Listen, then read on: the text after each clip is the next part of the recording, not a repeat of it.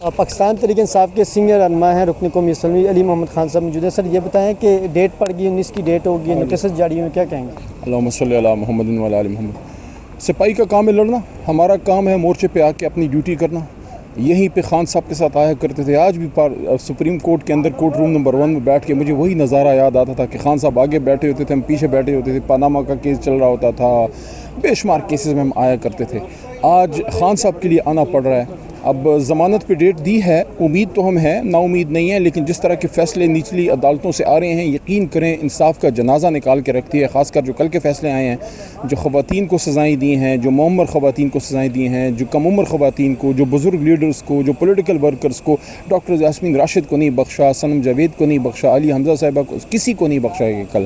تو آپ یہ مجھے بتائیں، یہ جو ہم وکلاء نے تحریک چلائی تھی ایک آزاد جوڈیشری کی، یہ اس دن کے لیے چلائی تھی کہ لکھے لکھائے فیصلے آئیں گے اور لوگوں کو جو ہے وہ سزائیں دی جائیں گی، اور رات کے دو بجے تک کون سا کوئی قیامت آ رہی ہے؟ کوئی کل آسمان سورج نے نہیں نکلنا جو رات کے 1:30-2 بجے تک، کون سے کس ملک میں رات کو اتنے سیریس ٹرائل 2 بجے تک چلائے جاتے ہیں؟ خان صاحب کے کیس میں کسی کو انٹری تک نہیں دیتے، کہتے ہیں اوپن ٹرائل ہے۔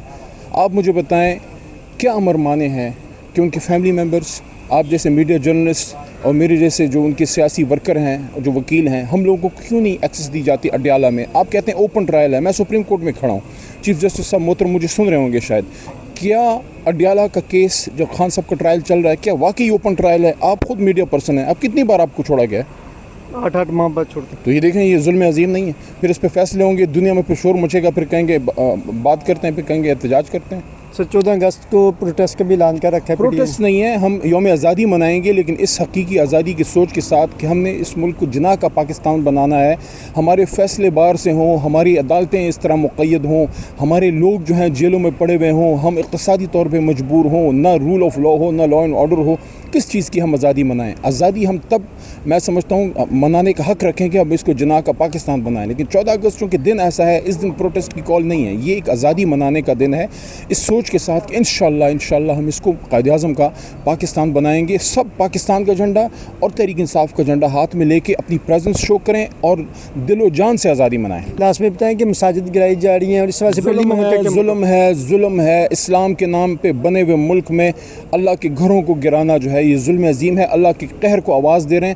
میں سمجھتا ہوں شہباز شریف صاحب کو خود اس کا نوٹس لینا چاہیے کہ کیا یہ مساجد شہباز شریف صاحب کی مرضی سے گرائی جا رہی ہیں؟ کل کو کوئی ہمیں یہ نہ کہے ہمیں اس نے کہا تھا فلانا تھا، آپ کرسی پہ بیٹھے ہیں، یہ میں نے قومی اسمبلی میں شہباز صاحب کو کہا بھی تھا، کرسی پہ بیٹھے ہیں، سوال آپ سے ہوگا، وزیر اعظم آپ ہیں، آپ کی حکومت میں مساجد کو کیوں گرایا جا رہا ہے؟ جو اتنی بڑی بڑی سوسائٹیز ہیں ان کو کوئی ٹچ کر سکتا ہے؟ آپ مساجد کے پیچھے پڑے ہوئے، میں سنا ہے فیصل مسجد کا بھی اس میں نام آ گیا، یعنی کہ ساری مساجد ڈھا دیں اور شرابوں کے پرمٹ دے دیں۔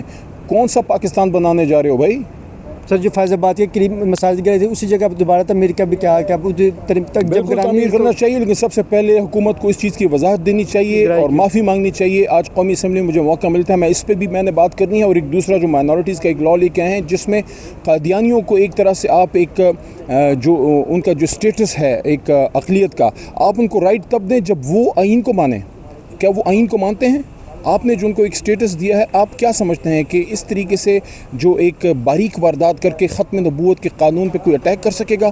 کسی بھی صورت میں ہم ختم نبوت صلی اللہ علیہ وسلم پہ کوئی کمپرومائز نہیں ہونے دیں گے۔ تھینک یو سر، بہت